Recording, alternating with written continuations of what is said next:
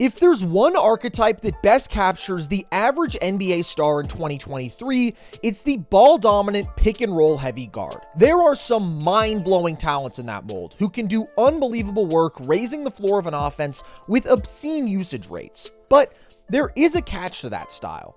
There's only room for one such guy on each team. Stick two ball-dominant guards together and you'll find that they do little to enhance each other and can almost feel like they're playing two separate games. It's my possession, then your possession. They don't fit. History has shown us that the best teams generally need multiple high-level offensive threats who are versatile, fill different lanes, and complement each other. So when a genuine star appears who can destroy you without having to dominate the ball, a guy who can attack from various spots on the floor and out of various actions, who improves your spacing and size all at once, that's something special in today's NBA. That's a guy who fits anywhere, makes any team and any star player a lot better. And that's Lauri Markkanen. Lauri has been at the center of the NBA rumor mill lately as a 26-year-old polished star who's still not destined to be the guy down the line for a Utah Jazz team that desperately needs a full rebuild.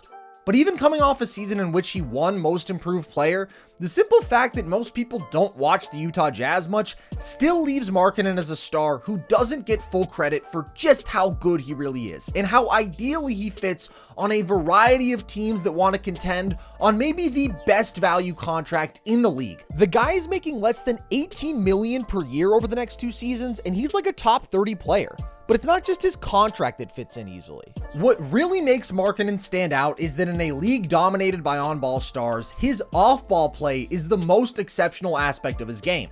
He's one of the league's deadliest three-point shooters, knocking down about 39% of his triples on 8 attempts per game since the start of last season. But it's not just the accuracy and volume from deep. Lauri is a legit 7-footer who's very comfortable shooting off movement, and he has a deep bag of tricks off ball that's rare for any player, much less a guy of his size. He's certainly not as quick, but at times, he looks almost Reggie Miller-esque in the way he bobs and weaves with a defender attached to him, duping them with body fakes, reading and reacting to their every little move and making them pay for the slightest mistake.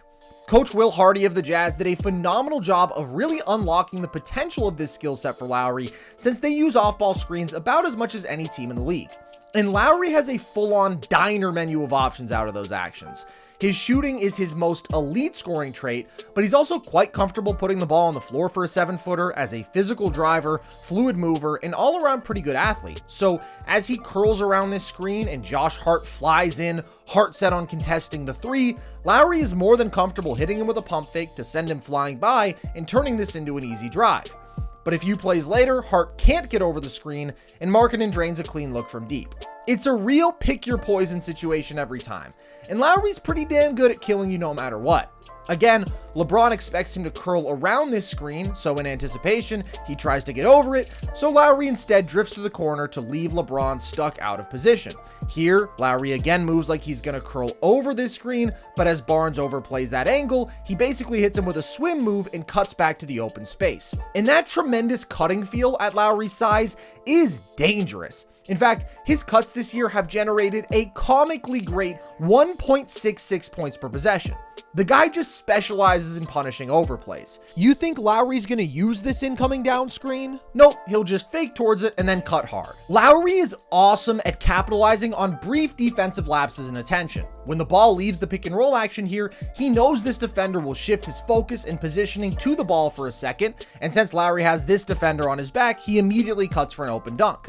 It's just natural for defenders to momentarily fall asleep when the ball leaves the action they're guarding and the ball handler doesn't seem to be an immediate threat, but Lauri will make you pay for it a lot. And even if his first move isn't a success, guarding Lauri off ball is just a pain. KD sticks with him well curling around this screen, then stays attached nicely on this cut, but when he's met with yet another off-ball screen, he lets up just enough for Lauri to get a good look from 3, and it's really tough to affect Lauri's jumper at his size. Not only is it incredibly difficult to be dialed in and giving full effort at every moment defensively, especially when you're away from the ball, few offensive players are going to consistently exploit those little lapses off ball, but Lauri will. He's also quite the mismatch. 7 feet tall, physical, skilled, and often for the Jazz, effectively playing small forward. So these off-ball screens can often lead to very advantageous switches for him. Here, Jacob Gilyard is desperate to get off this matchup after a switch, but a miscommunication leaves Lauri wide open for a dunk. He can seal smaller defenders off and finish above the rim, but he's also a skilled intermediate shot maker even if he doesn't get great position. He's got a nice fadeaway jumper he likes and is efficient on hooks and floaters, so he can take a bump and shoot cleanly over most defenders. He's not as great in stagnant one-on-one situations where the defender matches up with him physically because he'll rarely beat you with his first step, and if he can't move you off your spot and you're big enough to legitimately contest his shot, he'll probably settle for a tough jumper. But he did score with 89th percentile efficiency on ISOs last year on relatively low volume though, since it's not his preferred way to attack. Lauri used to be frustratingly passive and shy in terms of physicality, but he draws fouls at a very solid rate now, thanks to his size advantage, increased physicality, and ability to catch defenders out of position.